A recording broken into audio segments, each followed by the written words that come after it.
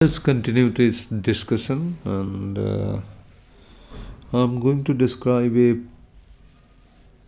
problem in which center of mass of a rolling body is simply not at its geometrical center. Its geometrical center is at different position.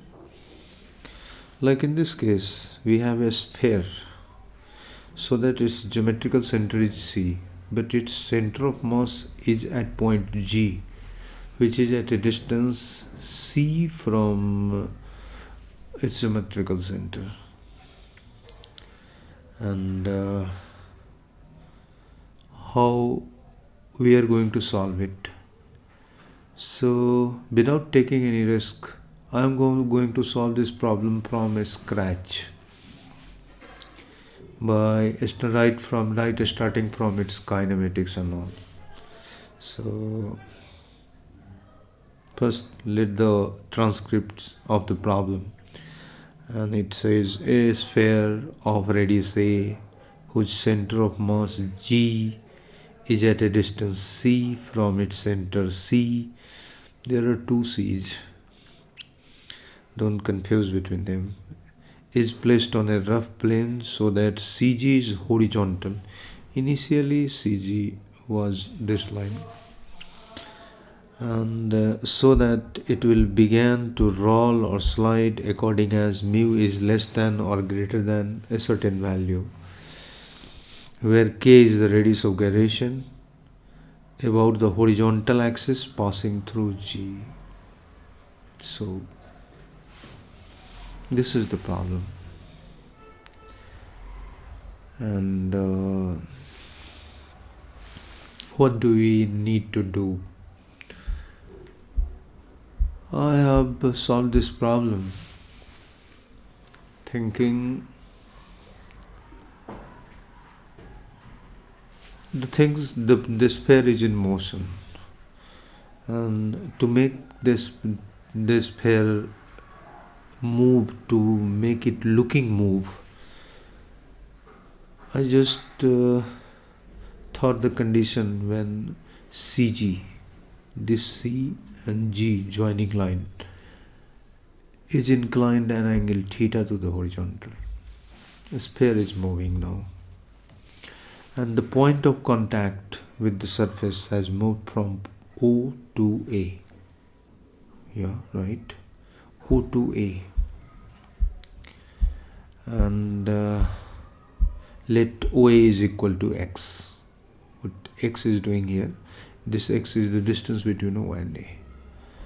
O was the point of contact when this CG line was horizontal, and now since the CG line has been rotated by an angle theta to the horizontal, this new point of contact is A, and there is the distance between O and A, and that is equal to X.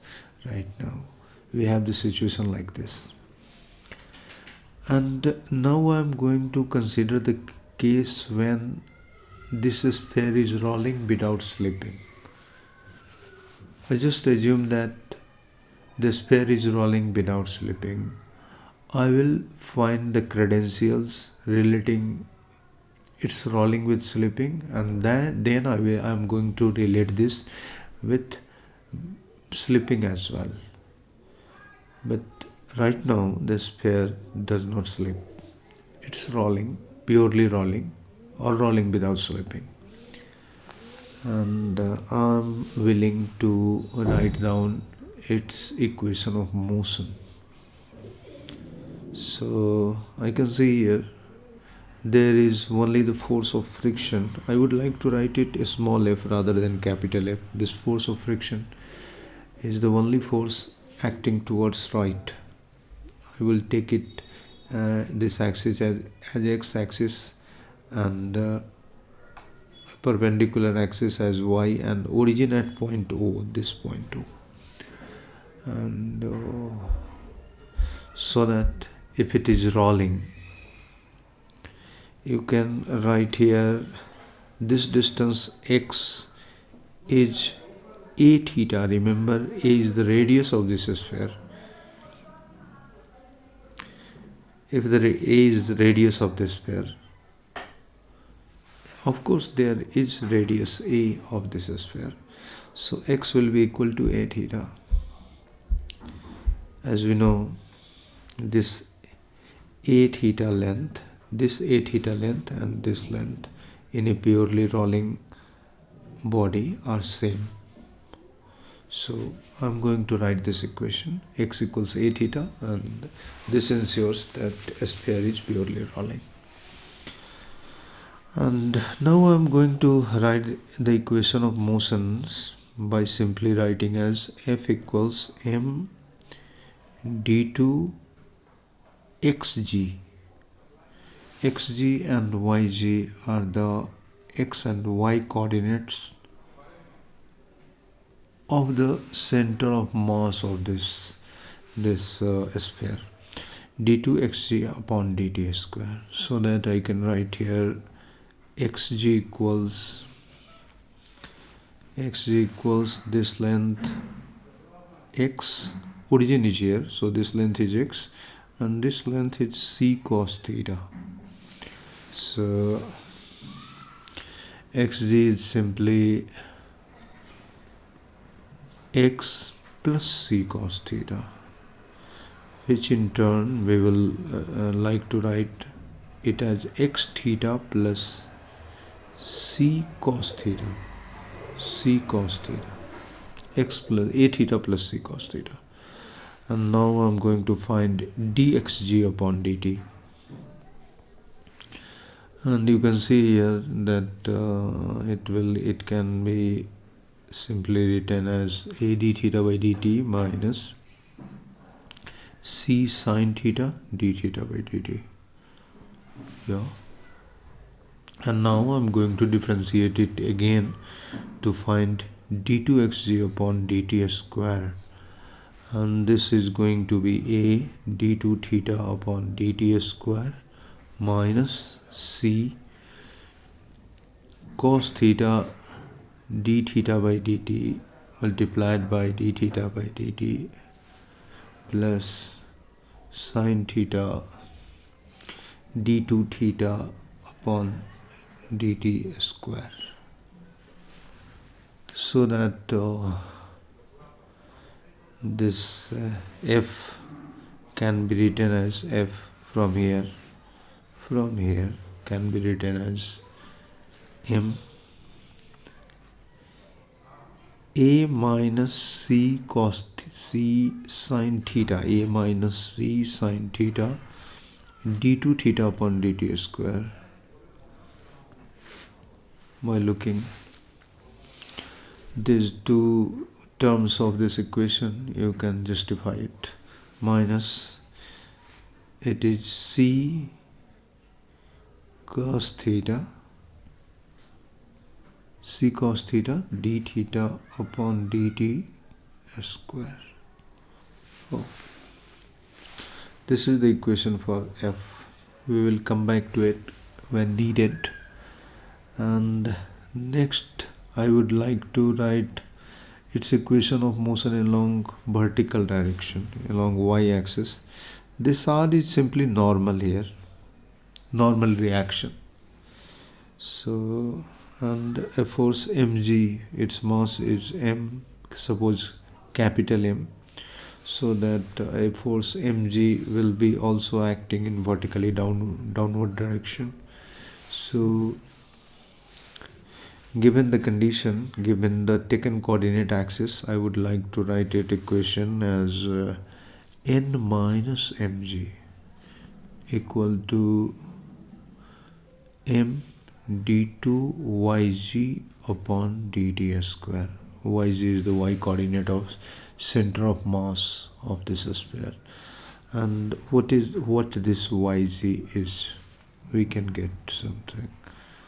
Yg is this height, and this height is a, and this length is c.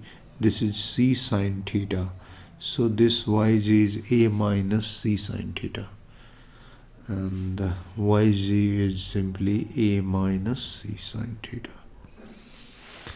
And again doing the same stuff, dyg by dt can be written as a is constant, so I'm simply going to write it as minus c cos theta d theta by dt, and then I will find d2yg by dt square. These are simple equations, looking just bulky, but they are simple equations. So this differentiation becomes c sine theta d theta by dt multiplied by d theta by dt minus c cos theta d2 theta upon dt square. This is a simple differentiation, and so that we can write here n minus mg equal to m, and I would like to term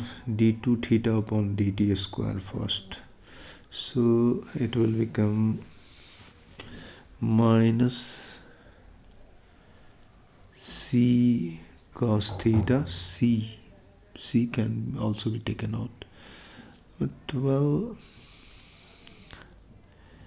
this will become simply minus c cos theta d2 theta upon dt square plus c sine theta d theta by dt square. Okay, fine. And we would like to write the moment equation, the torque equation for its rotation about its center of mass, because we are given a radius of gyration about an axis passing through its center of mass. So we are going to write down the moment equation. This about this point C. No.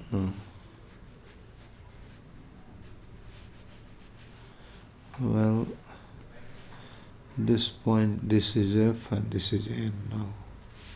So about an axis passing through point C, this pair is rolling like this. This N is producing a torque in clockwise direction. Mg is not producing that torque, and this force of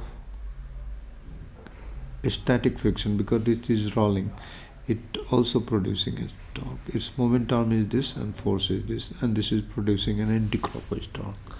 So I can find the moment arm for normal force, and this is simply c cos theta, and for the friction it is this length, and this length was yg, a minus c sine theta. So I'm going to write the torque equation like moment equation as nc cos theta, that was clockwise in the direction of rotation, nc cos theta minus f, it is an anti-clockwise torque in a direction opposite to the direction of rotation. So I'm going to write it like f a minus c sine theta, and that is going to be its moment of inertia, that is simply mk square. K is the radius of gyration about this axis, equal to angular acceleration, that is simply d2 theta by dt square in this case. So this is another equation. We have bulkier, bigger equations, and we have these equations. But we only want the initial condition, and in initial condition theta was equal to 0, the line CG was horizontal, and its angular velocity was 0, d theta by dt was also 0, but d2 theta by dt square, the angular acceleration was not 0. And putting this information in all these equations, f n minus mg and the torque equation, you will get simply like F equals ma d2 theta upon dt square and nothing else, and n minus mg equation you will get, it is mc d2 theta by dt square, and in the torque equation you are going to get nc, this is not r, basically this is nc minus fa equal to mk square d2 theta by dt square. These three equations, the three simple equations. When theta is equal to 0, d theta by dt is also equal to 0. Angular velocity is absent, but not the angular acceleration. So you are going to get few things immediately. I would like to get the value of d2 theta by dt square, and by using these two equations, I guess, and this equation as well, these three equations, we can get the value of f. I am going to put the value of f here and the value of n here, and I am going to get the value of d2 theta upon dt square. And after all those calculations, what I got, the value of d2 theta upon dt square was simply gc upon c square plus a square plus k square. Yeah.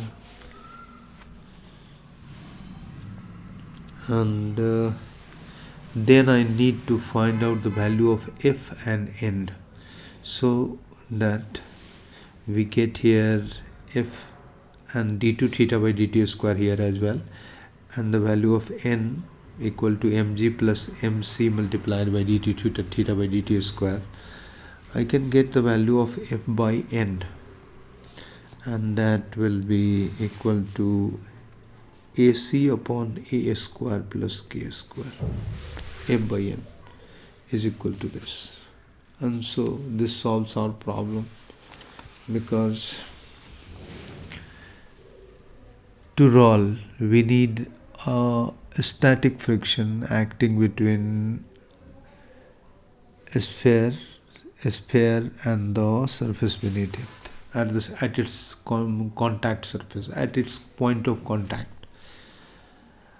And we already know that this static friction is less than equal to mu1. That means in this case mu should be greater than f by n, and f by n is this value. So to have pure rolling, mu should be greater than sc divided by a square plus k square, or k square by a square.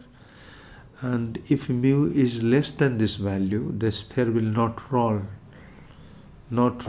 since the friction is not sufficient. So we got the condition, and we got everything else. So I guess there should be no confusion if somebody is watching the video from start to finish, because the problem is solved from scratch. It is right from the kinematics to the laws of motion. And I think in the next videos I would like to discuss the conservation principles used in rotational mechanics in 2, 3, 4, 5 problems, and I am going to finish this chapter. Thank you very much for watching.